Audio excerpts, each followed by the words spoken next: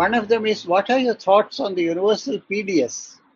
How can you ensure that subsidies are targeted towards the poor and the undeserving rich and middle class do not walk away with them? Yeah, I think we have,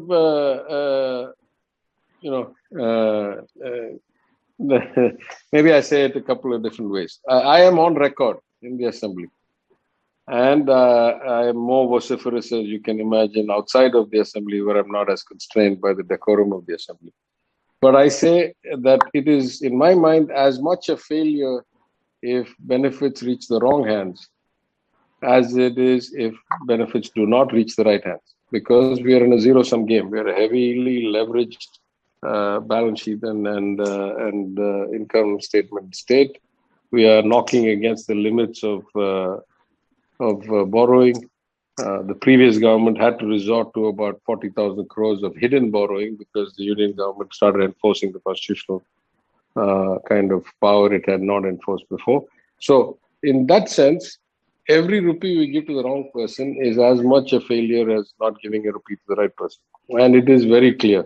I have no shame in admitting it, that right now we don't have that. But we have said very clearly in the opening, in the printed budget, and then I added one thing yesterday or day before in the reply, that we want to have an integrated database. We're going to bring all the data we have together from the ration shop, from the voter ID, from whatever Aadhaar link services we provide, from whatever is within Tamil Nadu's control. First, we want to bring it all together and get a true picture. Some of this requires actually going back to do door-to-door surveys, which we have some interesting ways of how to do that, and which we are going to do what the union government has stopped doing, things like the NSSO, which they've stopped.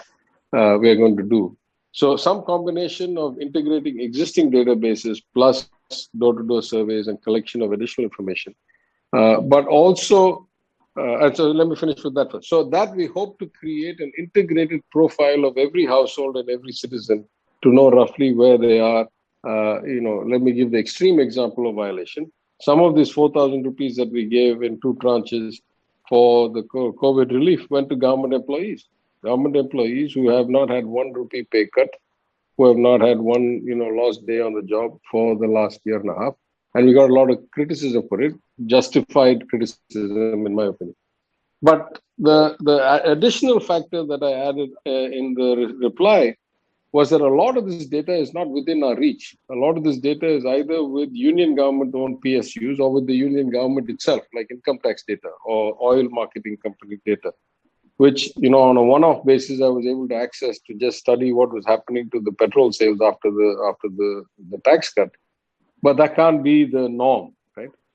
And so I think with the help of people like you and Dr. Arvind Subramanian and others, we want to approach the union government to create a template for union to state data connectivity and data sharing for better governance. It doesn't even have to be individual data at some level. It could be, unmarked data. But at some level, it has to be union individual data, because I've given the example that when we try to do, at the advice of the Economic Advisory Council, when we try to do a third wave preparation by going and overlaying vulnerable population with antibody penetration, with vaccine penetration, we could not get vaccine penetration data, at least at the granularity that we wanted, because only CoWIN has that data. So after we realized that we didn't have that data, we started doing a parallel database so that anybody comes to get a vaccine, we are loading them into a Madurai district database as well as CoWIN. But that is just so inefficient.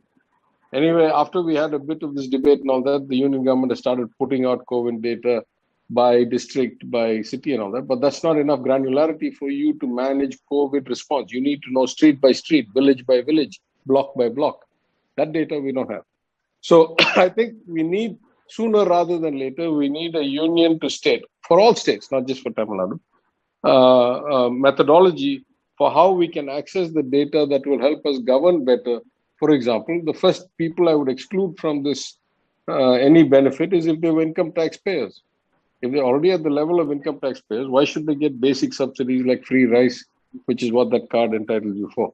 So, I think it will take time, but I think you'll be surprised that we can make significant progress in the next 6 months actually bringing all the data the government of Tamil Nadu has itself, which is in like disparate places and not pulled together. So that should give us much greater clarity and help us clean up the roads. Yes, that's absolutely, I mean, a wonderful answer, because I think data segmentation is a major problem in policy making.